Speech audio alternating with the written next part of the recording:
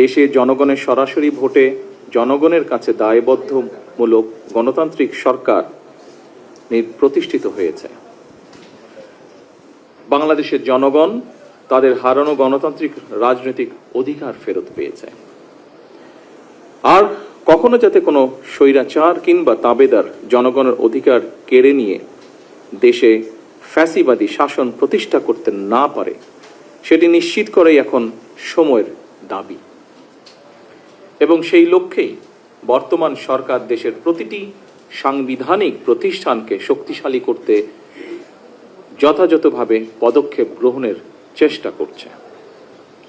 আইন বিভাগ, শাসন বিভাগ ও বিচার বিভাগ, এই তিনটির মধ্যে সমন্বয় করে দেশে ন্যায় শাসন প্রতিষ্ঠা করা গেলে নাগরিকদের গণতান্ত্রিক অধিকারের সুফল মিলবে। অন্যথায় এই সুযোগ গণতন্ত্র নাগরিকদের মিলবে না। সামাজিক ভারসাম্য, সমতা এবং অধিকার নিশ্চিত করতে ন্যায় প্রতিষ্ঠা আধুনিক রাষ্ট্র ব্যবস্থার অন্যতম উপাদান, যা মূলত নৈতিকতা, আইন এবং মানুষের প্রাপ্য অধিকার প্রতিষ্ঠার একটি মৌলিক দিক। ন্যায়ের শাসন প্রতিষ্ঠায় বিচারকদের ভূমিকাই মুখ্য। এ কারণেই স্বাধীনতার ঘোষক শহীদ রাষ্ট্রপতি জিয়াউর রহমান সংবিধানের ৪র্থ সংশোধনীর মাধ্যমে হরণ করা বাংলাদেশের বিচার বিভাগের স্বাধীনতার দ্বার উন্মুক্ত করেছিলেন। কিন্তু ফ্যাসিবাদী শাসন আমলে বিচার বিভাগকে দলীয় আদালতে পরিণত করা হয়েছিল। আইনের দোহাই দিয়ে শাসন চালালেও তখন দেশের ন্যায় বিচার ছিল না।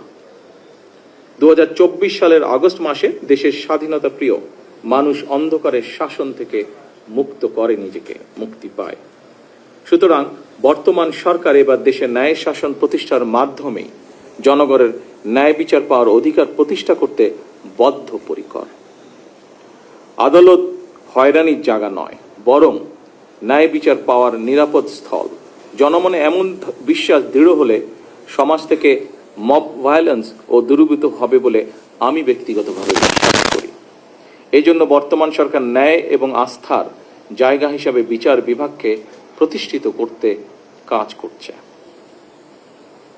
প্রিয় সুধীবৃন্দ, দুর্নীতিমুক্ত, স্বচ্ছ ও স্বাধীন বিচার ব্যবস্থা প্রতিষ্ঠার মাধ্যমে বিচার প্রক্রিয়ায় জনগণের হয়রানি লাঘব করতে সরকার বিচার প্রশাসন ও বিচার প্রক্রিয়াকে সম্পূর্ণরূপে ইলেকট্রনিক ব্যবস্থায় রূপান্তরের অংশ হিসাবে বিচার ব্যবস্থার আধুনিকায়নে ই-বেইল বন্ড পদ্ধতির বাস্তবায়ন কর্মসূচি অব্যাহত রেখেছে এবং যার ফলশ্রুতিতে আজ 7টি জেলায় এই প্রক্রিয়াটি চালু হলো। দেশের সকল আদালতে ই-বেইল বন্ড পদ্ধতি চালু করা গেলে জনগণের বিচার প্রাপ্তিতে বিলম্ব ও বৈষম্য দূর করে ন্যায় বিচার প্রতিষ্ঠার সহায়ক হবে বলে আমরা বিশ্বাস করি। ন্যায় বিচারে বিলম্ব করা মানেই ন্যায় বিচারকে উপেক্ষা বা অস্বীকার করা। আমি আশা করি বিচার বিভাগ, কারা কর্তৃপক্ষ এবং সংশ্লিষ্ট সকল প্রতিষ্ঠান আন্তরিক উদ্যোগ নিয়ে ই-বেইল বন্ড ব্যবস্থাকে এগিয়ে নিয়ে যাবেন। আদালত থেকে জামিন পাওয়ার পর আদালতের বিভিন্ন দপ্তর ঘুরে জামিননামা হাতে পৌঁছতে কয়েকদিন সময় লাগার কারণে সংশ্লিষ্ট ব্যক্তির কারামুক্তি হতে দেরি হয়।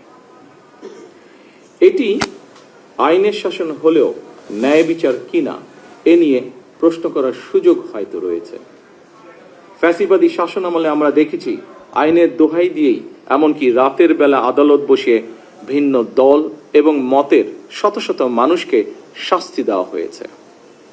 সেগুলো অবশ্যই ন্যায় বিচার ছিল না, বরং আইনি বিচারে আইনের অবিচার চালানো হয়েছিল। আইনের শাসন এবং ন্যায় বিচার বিষয় দুটি একটি আরেকটির পরিপূরক। আমার কাছে মনে হয় রাষ্ট্রে আইনের শাসনই শেষ কথা নয়, বরং ন্যায় বিচার প্রতিষ্ঠাই হচ্ছে গুরুত্বপূর্ণ। এ কারণেই বর্তমান সরকার রাষ্ট্র এবং সমাজে আইনানুগ ন্যায় বিচার প্রতিষ্ঠা করতে চায়। ন্যায় বিচার প্রতিষ্ঠার জন্য প্রয়োজন ন্যায়পরায়ণ বিচারক। আমি মনে করি জামিন প্রক্রিয়ায় ই-বেইল বন্ড ব্যবস্থা বিচার প্রার্থীদের ক্ষেত্রে বিচার প্রতিষ্ঠার যাত্রাপথে একটি উল্লেখযোগ্য ধাপ। উপস্থিত আইনজীবী বৃন্দ, জামিনের নথি অনলাইনে দাখিল করার ইলেকট্রনিক জামিননামা বা ই-বেইল বন্ড পদ্ধতির মাধ্যমে অল্প কিছু সময়ের মধ্যেই জামিননামা সংশ্লিষ্ট ব্যক্তির কাছে পৌঁছে যাওয়ার ফলে বিচার প্রার্থীদের হয়রানি লাঘব হবে ইনশাআল্লাহ। আগে একটি জামিননামা সম্পন্ন করতে আদালত থেকে জেলখানায় পৌঁছানো পর্যন্ত আইনজীবী, মোহরি, ম্যাজিস্ট্রেট, পুলিশ, পিয়ন সহ নানা পরিক্রমায় কমপক্ষে 13টি ধাপ পার হতে হতো, বা যা এখনো বিভিন্ন জায়গায় হচ্ছে। ই-বেইল বন্ড পদ্ধতি চালুর পর এখন সংশ্লিষ্ট ব্যক্তির কাছে জামিননামা কিছু সময়ের মধ্যেই পৌঁছে যাবে।